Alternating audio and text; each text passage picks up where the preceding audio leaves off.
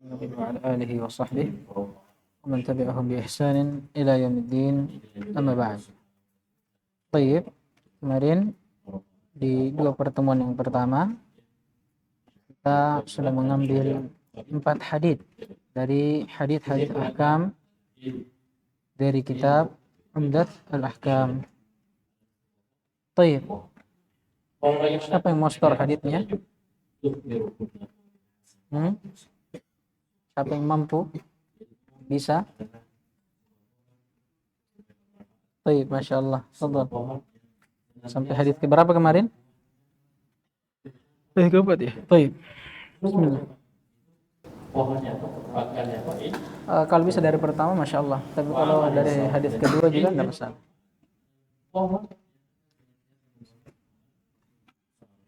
قال عبد الغني المقدسي رحمه الله تعالى عن أمير المؤمنين عمر بن الخطاب رضي الله عنه قال سمعت رسول الله صلى الله عليه وسلم يقول إنما الأعمال بالنيات وبالنية وإنما لكل امرئ ما نوى فمن كانت هجرته إلى الله ورسوله هجرته إلى الله ورسوله ومن كانت هجرته لدنيا أو يصيبها أو امرأة يتزوجها فهجرته إلى ما هجر إليه. عن أبي هريرة رضي الله عنه قال رسول الله صلى الله عليه وسلم لا يقبل الله صلاة أحدكم إذا أحدث حتى يتوضأ. رواه البخاري ومسلم. عن عبد الله بن عمرو بن العاص وأبي هريرة وعائشة قالوا قال رسول الله صلى الله عليه وسلم ويل للأعقاب. رواه البخاري ومسلم. عن أبي هريرة رضي الله عنه أن رسول الله صلى الله عليه وسلم قال إذا توضأ أحدكم فليجعل في أنفه ماء ثم لينتثر ومن استجمر فليوتر وإذا استيقظ أحدكم من نومه فليغسل يديه قبل أن يدخلهما في الإناء فإن أحدكم لا يدري أين باتت يده. وفي لفظ لمسلم ومن استنشق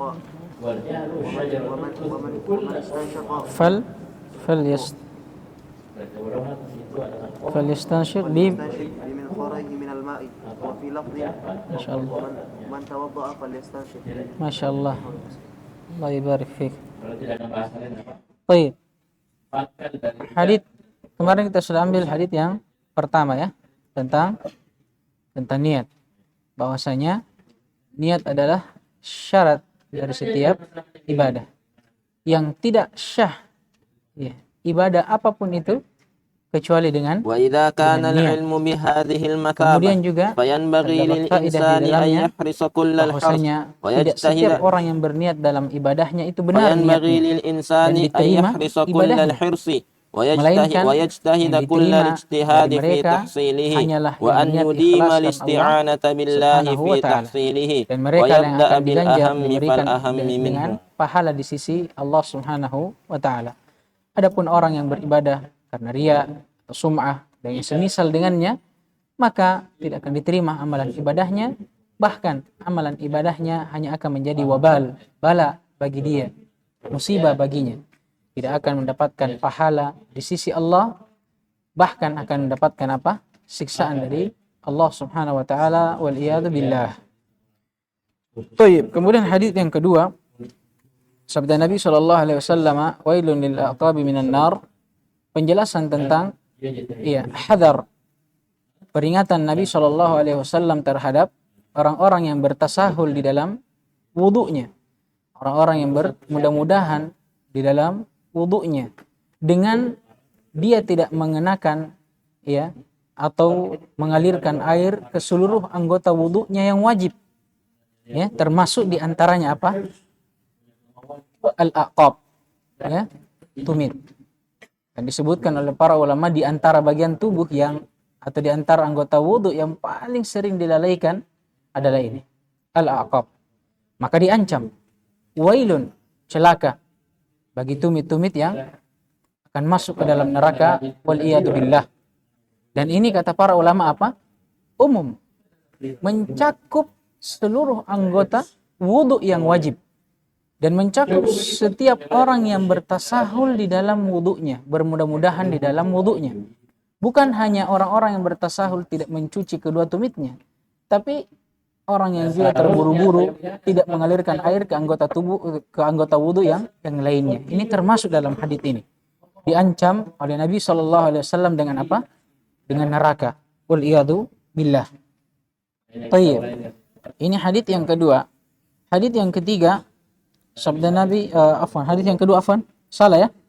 Yang kedua tadi la yaqbalullahu salata ahadikum. Tayyib. Yang ketiga tadi sudah kita bahas. Yang kedua, ya, hadits tentang perintah Nabi Shallallahu Alaihi Wasallam atau penjelasan Nabi Shallallahu Alaihi Wasallam bahwasanya wudhu adalah apa?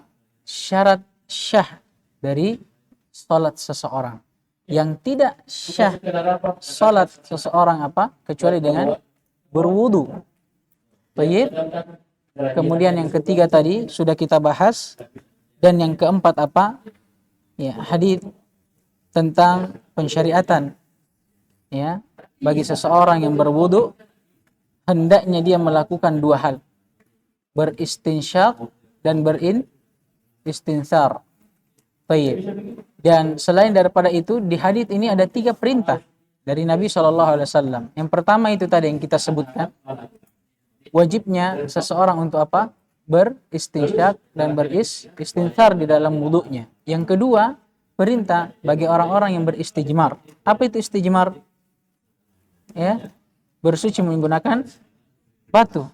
Iya, perintah bagi mereka yang beristimar agar menjadikan batu yang dia gunakan itu ganjil atau mengganjilkan batu yang digunakannya untuk beristijmar. Kemudian yang ketiga, ya, perintah yang ketiga dalam hadis ini adalah perintah Nabi SAW kepada setiap orang yang baru bangun dari tidurnya. Ya kan? Yang baru bangun dari tidurnya, dan diperselisihkan, ada yang mengatakan tidur malam dan ada yang mengatakan mencakup seluruh tidur, malam, pagi, siang, sore, ya. Dan yang kita rajihkan kemarin apa? Tidur malam. Ya, intinya barang siapa yang bangun dari tidurnya, ada yang mengatakan tidur malam, ada yang mengatakan umum, hendaknya dia mencuci kedua tangannya sebelum dia memasukkan kedua tangannya ke dalam bejana atau air wudu yang ingin dia gunakan untuk berwudu. Wa min Apa ahammihi alasannya? ma'rifatu usulihi Karena wa kata Nabi qawa'idihi SAW, allati turja'u kita tidak masailuhu mengetahui di ilaiha. mana tangan kita pada saat kita tidur. Mafhum ini? Tayyib. Nah, kemudian adapun perselisihan itu yang kita rajihkan apa? Tidur malam. Nah, ini dikuatkan dengan hadits ini. Lanjutannya. Ya, fa inna ahadakum la yadri aina batat yaduhu. Karena salah seorang di antara kalian tidak ada yang mengetahui di mana tangannya batat, menginap, bermalam. Dan kata batat atau bata dalam bahasa Arab itu apa? Menunjukkan tidur di malam hari. Kesimpulannya, para ulama yang berselisih tentang hal ini, iya, ada yang mentafsir bahwa ya, walaupun mencuci tangan ini wajib dari bangun, ya, atau pada saat bangun dari tidur malam sebelum seseorang berwudu, ya, ini pun disunnahkan pada tidur-tidur yang lainnya. Jadi kan yang rajih dalam hadis apa? Tidur malam. Tapi bersamaan dengan itu, bagaimana orang yang bangun dari tidur-tidur yang lainnya, tidur pagi, siang, kan?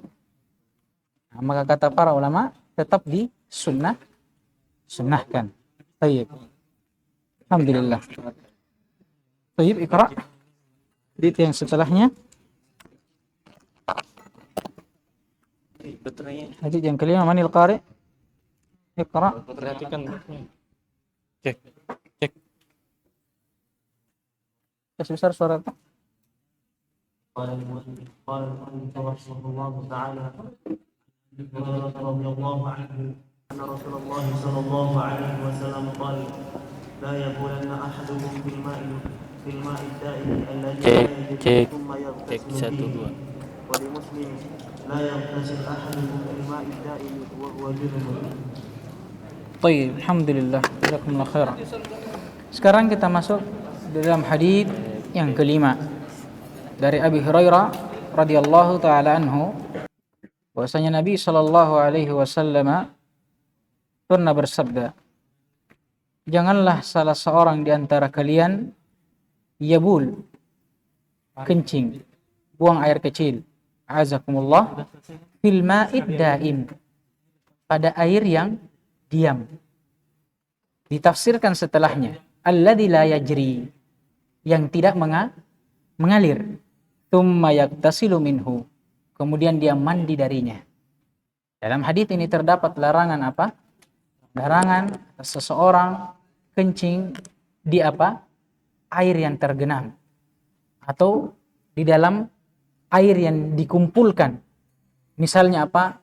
Kencing di penampungan air misalnya, atau kencing di genangan-genangan air yang lainnya, air yang tidak mengalir. Ya. Kenapa? Ya, karena ini mengganggu manusia. Ya, sama seperti orang yang misalnya buang air kecil di penampungan air, ini akan mengganggu orang yang lainnya yang juga akan menggunakan air tersebut. Dan juga kata para ulama, ini madhannah lin najasah.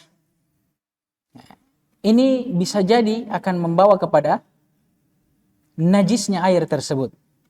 Paham ini? Oleh karenanya Nabi melarang seseorang untuk kencing padanya, pada air yang tidak mengalir ini, dan juga mandi darinya. Kenapa? Karena dikhawatirkan najisnya air tersebut. Paham ini? Beda kalau dia mengalir. Ya kan? Kalau dia mengalir, ya, najis yang dia buang tadi itu akan dibawa pergi. Beda kalau misalnya dia air yang tertampung. Mafhum ini? Ini inti dari hadis. Larangan dari Nabi SAW, ya, atas seseorang kencing di air yang terdiam, air yang tidak bergerak, tidak mengalir. Karena itu tadi ditakutkan, ya, ternajisinya air tersebut. Oleh karenanya Nabi juga melarang apa? Untuk mandi darinya setelah dia kencing. Nah, ini tidak boleh. Kemudian kita masuk ke dalam mensyarah lafadznya. Sebelumnya al-ma'ud daim. Apa itu al-ma'ud daim? Katakan oleh para ulama, al-ma' al-waqif, ghair mutaharrik, air yang terdiam dan tidak bergerak. Dan ini ditafsirkan pada jumlah setelahnya, alladzi la yajri, air yang tidak mengalir. Nah, ini maksudnya.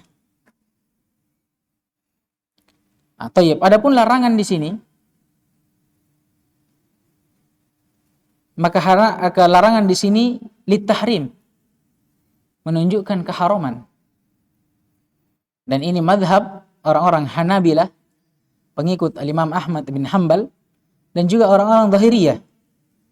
Dan ini pendapat yang rajih, yang lebih kuat. Berbeda dengan pendapat jumhur yang mengatakan bahwa larangan di sini lil karahah, bersifat makruh. Ya kan? Maka yang rajih, larangan di sini apa sifatnya? Tahrim, haram untuk dilakukan. Dan ini madhab Al-Hanabilah, pengikut Imam Ahmad bin Hanbal dan orang-orang Zahiriyah. Dan perlu diperhatikan di sini, ya, larangan di sini, iya, bukan karena semata-mata karena najisnya air yang diam tersebut. Tapi karena apa? Saddud dari'ah, menutup pintu ke situ. Ya, kalau ini dibuka, dibolehkan orang untuk, ya, kencing di air yang diam atau genangan air atau tampungan air misalnya. Nah, ini nantinya akan menjadikan air itu najis. Karena air itu selama dia tidak berubah sifatnya dari rasa, warna, dan baunya, ketika dia dicampuri oleh najis, maka dia tidak najis sampai berubah 3 ini. Dengan seseorang kencing di situ, ya mungkin tidak langsung membuat air itu najis. Tapi kalau ini dibolehkan, ini akan apa? Nantinya akan membuat air itu najis. Mafhum ini? Baik. Kemudian di riwayat Muslim, Nabi SAW bersabda, la yaghtasil ahadukum fil ma'id daim wa huwa junub. Nabi SAW bersabda, jangan salah seorang di antara kalian yang sedang junub mandi di mana? Di al-ma'ad daim. Air yang diam atau air yang tertampung. Kata para ulama, di sini terdapat larangan untuk seseorang mandi dengan menceburkan badannya di penampungan air. Kenapa? Nah, ini nanti masuk pembahasannya di mana? Air mustakmal, air yang bekas sudah digunakan seseorang untuk mandi junub. Nah, ini masuk di situ pembahasannya. Taib. Dan larangan ini juga kata para ulama litahrim, sifatnya pengharaman. Dan ini madhab orang-orang Dhahiriyah, dan ini yang rajihnya, yang lebih kuat. Nah, hanya saja bersamaan dengan larangan itu, bagaimana kalau ada orang yang mandi? Orang junub mandi. Apakah hadatnya terangkat atau tidak? Ya kan? Ini pembahasannya. Jadi memang dilarang untuk mandi di penampungan air itu. Tapi apakah kalau orang mandi akan terangkat hadatnya atau tidak? Disebutkan oleh para ulama, ini termasuk masalah yang khilafiyah. Diperselisihkan oleh para ulama. Ya kan? Sebagian ulama mutlak tidak membolehkan. Adapun pendapat Syekhul Islam Ibn Taimiyah, dan ini juga pendapat Al-Imam Syaukani rahimahullah, bersamaan dengan larangan itu, kalau memang ada orang yang mandi, maka mandinya itu mengangkat hadasnya. Mandinya itu mengangkat hadasnya. Mafhum ini? Tayyib. Sekarang ada larangan. Larangan seseorang untuk mandi dengan menceburkan dirinya ke dalam penampungan air ini, ma'ud daim, air yang diam, tidak mengalir. Tapi bersamaan dengan larangan itu, kalau misalnya ada orang yang tetap mandi di situ, apakah itu tetap mencukupinya? Hilang hadasnya dengan dia mandi di situ? Nah, berselisih para ulama. Ada yang mengatakan tidak boleh, karena dilarang. Iya kan? Maksudnya dilarang apa? Dia berdosa kalau melakukan itu. Nah, tapi sekarang apakah terangkat hadasnya? Ada yang mengatakan tidak, biar hadasnya tidak terangkat juga. Tapi Syekhul Islam Ibn Taimiyah dan Imam Syaukani yang dia rojihkan, ya walaupun itu dilarang, tapi kalau memang ada orang yang mandi di situ, tetap terangkat hadasnya. Paham ini? Alhamdulillah. Baik. Kemudian faedah terakhir dari riwayat ini, perhatikan larangan Nabi SAW. Nabi melarang untuk apa? Tidak buang air kecil dan tidak mandi di apa? Di genangan air atau tampungan air.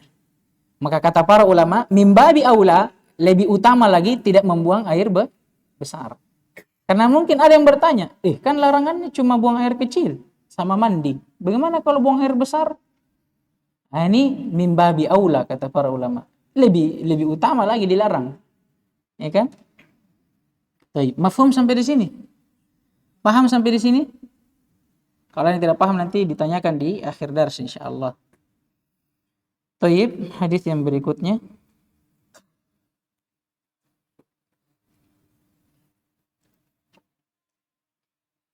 أبي هريرة رضي الله عنه أن رسول الله صلى الله عليه وسلم قال إذا شرب الكلب في إناء أحدكم فليغسله 7 ولمسلم أولاهن بالتراب رواه البخاري ومسلم. Lagi masih ada itu? Masih ada dalam. Nah, di sini ada tambahannya di sebagian matan. Walahu fi hadits Abdullah bin Mughaffal. Ada yang punya ini? Hadis ke-7. Ada yang memisahkan ya? Taib. Ini repot ini. Taib, tidak apa-apa baca juga itu. وله في حديث عبد الله بن مغفل أن رسول الله صلى الله عليه وسلم قال إذا ولغ الكلب في الإناء فاغسلوه 7 وعفروه 8 بالتراب. طيب جزاكم الله خيرا. Taib, memang saya lihat di sini dari beberapa matan, ada yang memisahkan, dan ada yang menggabung. Iya. Bersamaan dengan itu kalau kita lihat pembahasannya, ini masuk ke pembahasan hadis sebelumnya. Baik, hadis yang berikutnya dari Abu Hurairah radhiyallahu taala anhu, bahwasanya Nabi sallallahu alaihi wasallam pernah bersabda, "Idza syaribal kalbu fi ina'i ahadikum falyaghsilhu sab'a." Kata Nabi sallallahu alaihi wasallam, tatkala apabila seekor anjing, azakumullah, minum pada salah satu gelas, gelas, wadah tempat minum. Ya, apabila salah seekor anjing ya minum di salah satu gelas di antara kalian, maka hendaknya kalian mencucinya 7 kali. Hadits ini menunjukkan najisnya liur apa? Liur anjing. Azakumullah. Bahkan disebutkan oleh para ulama, najisnya liur anjing ini termasuk dari najis yang mughalladah, najis yang berat. Makanya cara cucinya juga berbeda. Dia harus dicuci dengan cara khusus, dicuci dengan 7 kali. Dan datang di riwayat setelahnya nanti menjelaskan bahwa salah satu cuciannya harus dengan pakai tanah. Ini saking besarnya najisnya. Nah, ini inti dari hadits. Menunjukkan akan najisnya apa? Liur anjing. Dan wajibnya mencucinya 7 kali cucian. Iya. Kemudian kita bahas dari lafaz-lafaznya. Kata beliau, "Idza syaribal kalbu," apabila seekor anjing minum. Al-kalbu di sini, anjing yang diinginkan di sini, itu mencakup seluruh jenisnya. Mau dia peliharaan, atau buruan, dan yang semisal dengannya, seluruh jenisnya.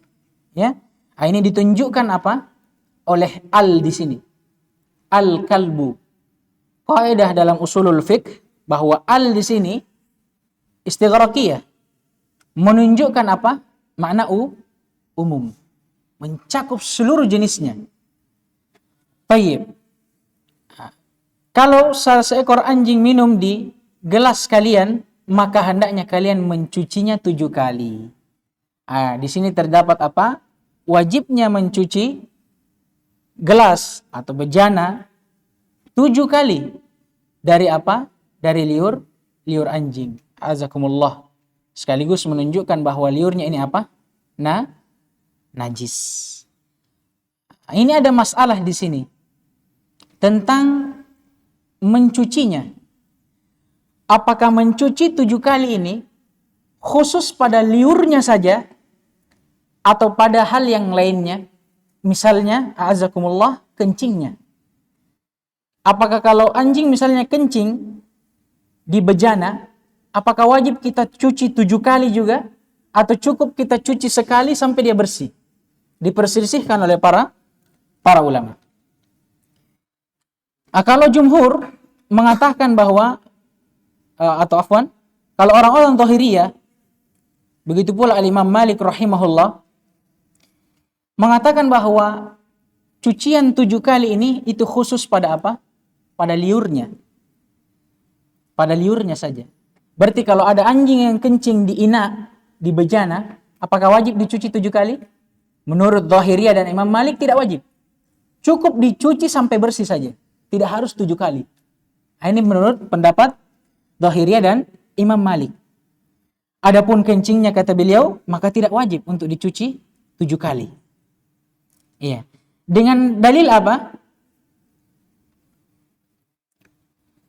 Datang hadits dari Nabi SAW bahwa pernah ada seekor anjing yang masuk ke dalam masjid Nabi SAW. Kemudian dia kencing. Tapi Nabi SAW tidak memerintahkan para sahabat untuk apa? Mencucinya 7 kali. Cukup Nabi perintahkan untuk membersihkannya sampai bersih. Ini datang hadits dari Nabi SAW. Ini pendapat orang-orang Dhahiriyah dan Imam Malik rahimahullah. Berbeda dengan jumhur, mayoritas ulama. Mayoritas ulama berpendapat bahwa cucian 7 kali ini mutlak. Baik untuk liurnya ataupun selain liurnya.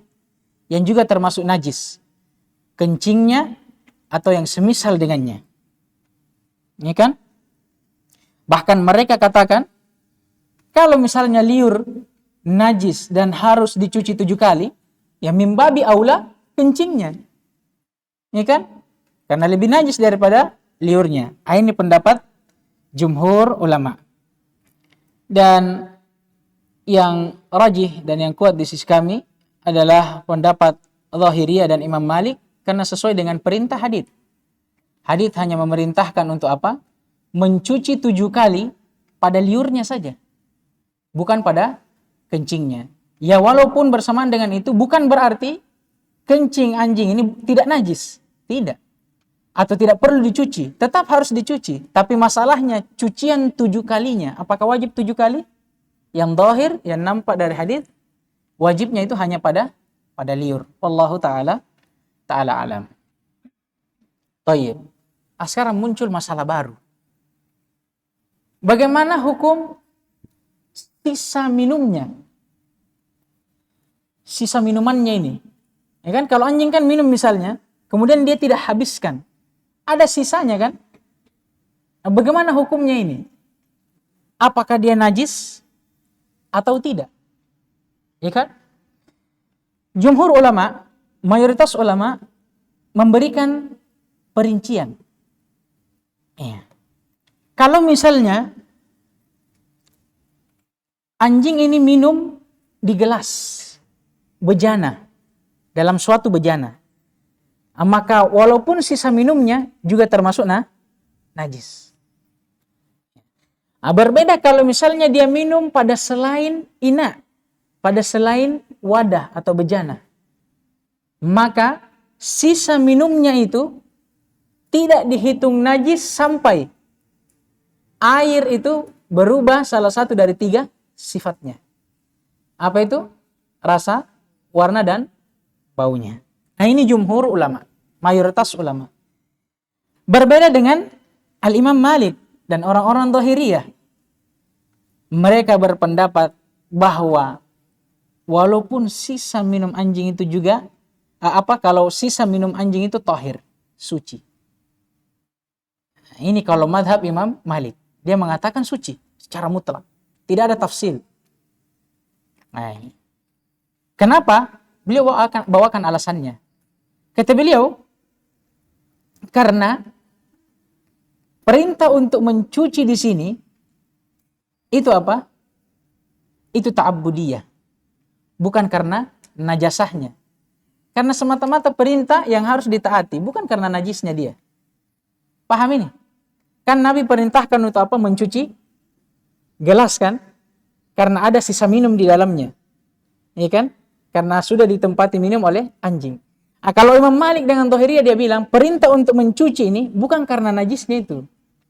Tapi bentuknya ta'abbudiyah. Ya, perintah saja berbentuk ibadah dari Nabi SAW. Tapi yang rajih wallahu ta'ala alam adalah pendapat jumhur ulama, mayoritas ulama.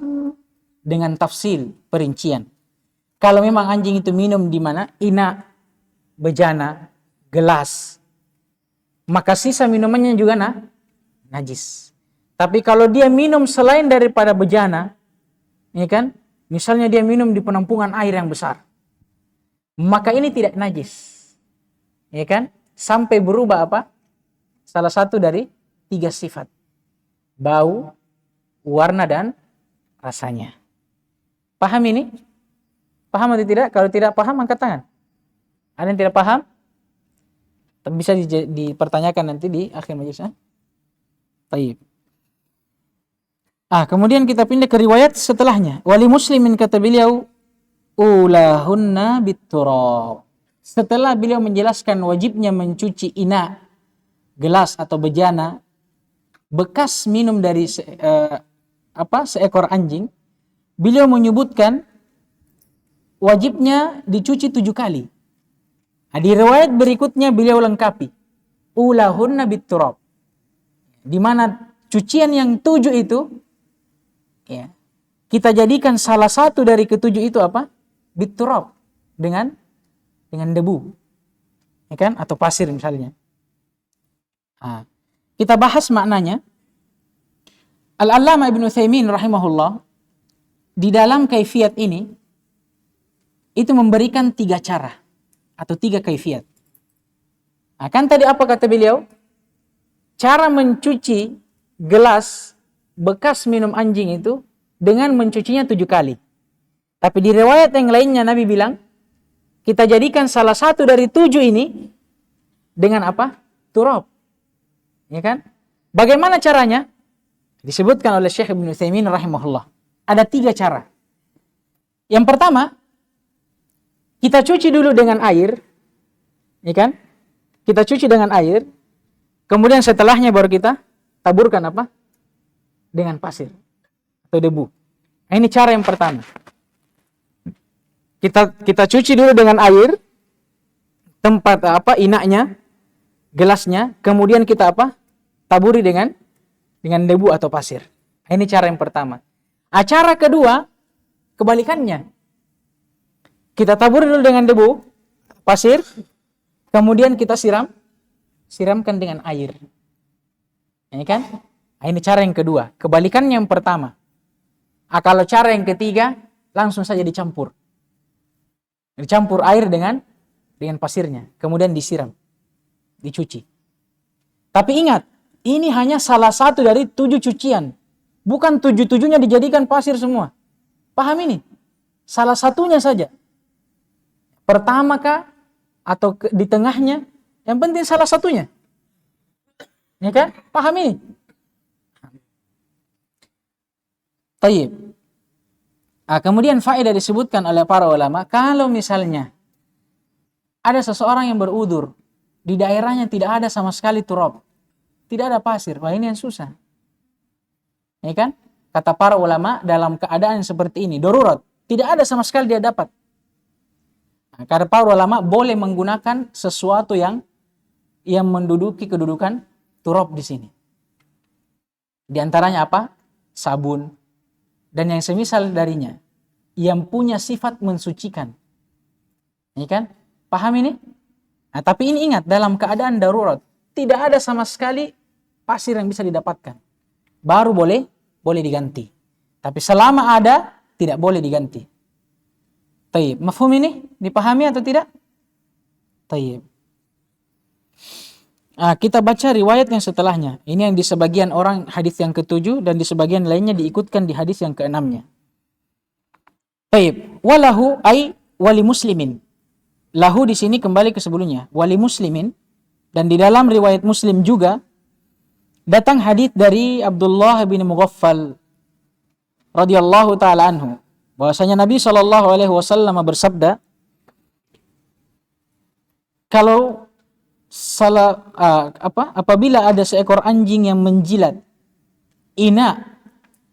tempat minum kalian, maka cucilah sebanyak 7 kali dan taburilah yang ke-8 dengan apa? Dengan pasir. Nah, di sini disebutkan bahwa pasir itu, turab itu dijadikan cucian yang paling terakhir. Kalau yang pertama tadi terserah. Yang jelas salah satunya pakai pasir. Ya kan? Kalau yang ini, riwayat yang ini disebutkan apa? Pada akhirnya. Paham ini? Jadi yang riwayat sebelumnya tadi, ulahunna biturab, bebas. Salah satunya kita jadikan atau kita cuci dengan pasir.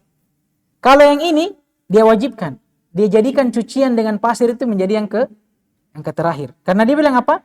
Maka cucilah 7 kali dan jadikan yang ke-8 itu cucian dengan pasir. Nah, sekarang kata para ulama, bagaimana ini? Para ulama mengatakan bahwa hadis ini, hadis Abdullah bin Mughaffal, dhaif, lemah.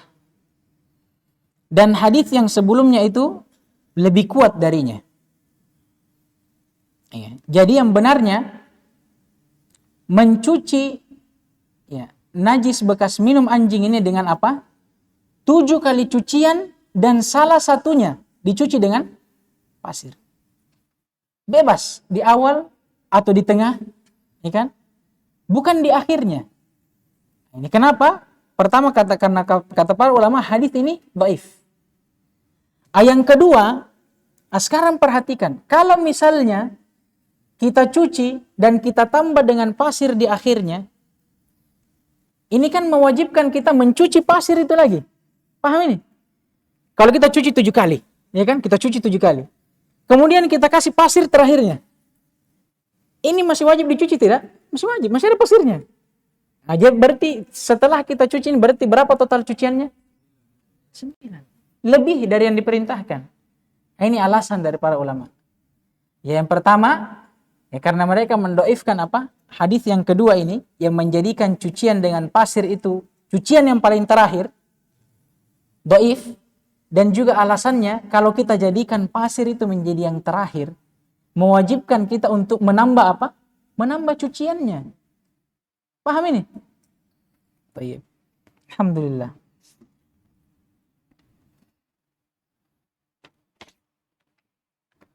Kemudian setelah itu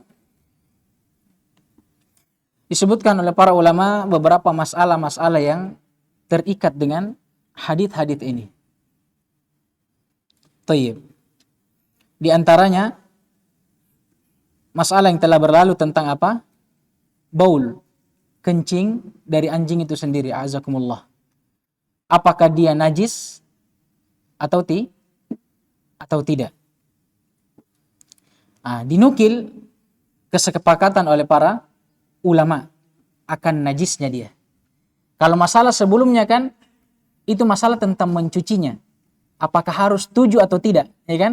Kalau sekarang masalahnya apakah dia najis atau tidak? Ijma' para ulama bahwasanya kencing anjing itu apa? Najis. Wajib untuk dicuci. Tapi apakah dia dicuci 7 kali atau tidak? Itu tadi berlalu pembahasannya. Ya kan? Baik. Yang rajihnya apa? Tidak. Iya. Yang rajihnya tidak.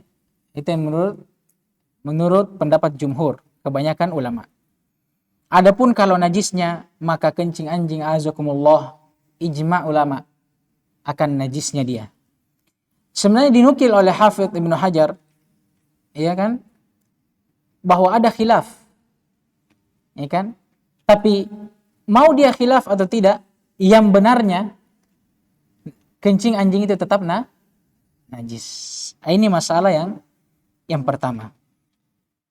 Sekarang masalah yang kedua tentang sisa minum anjing. Telah berlalu tadi. Apa yang benarnya? Dirinci. Menurut pendapat jumhur ulama. Kalau anjing itu minum di ina, di gelas, atau bejana, maka sisa minumnya juga apa? Najis. Tapi kalau dia minum selain daripada ina, bukan dia di gelas atau bukan di bejana, maka air sisa minumnya itu tidak najis sampai berubah salah satu sifat dari 3 sifat air. Baunya, warna dan rasanya. Tayyib, apakah masih ada waktu ini? Kita ambil sedikit, ini panjang juga. Ini tentang kaifiyat wudu Nabi sallallahu alaihi wasallam. Baik, bismillah. Atau enggak usah, Dik? Ya kita akhirkan saja besok karena ini panjang ya, hadisnya panjang. Dan hadis ini dan hadis setelahnya ini pembahasannya sama tentang kaifiyat wudu Nabi sallallahu alaihi wasallam. Baik, kita akhirkan insyaallah. Naktafi bihadzal qadar. Subhanakallahumma wa bihamdik asyhadu an la ilaha illa anta astaghfiruka wa atubu ilaik. Faddalu hafizakumullah.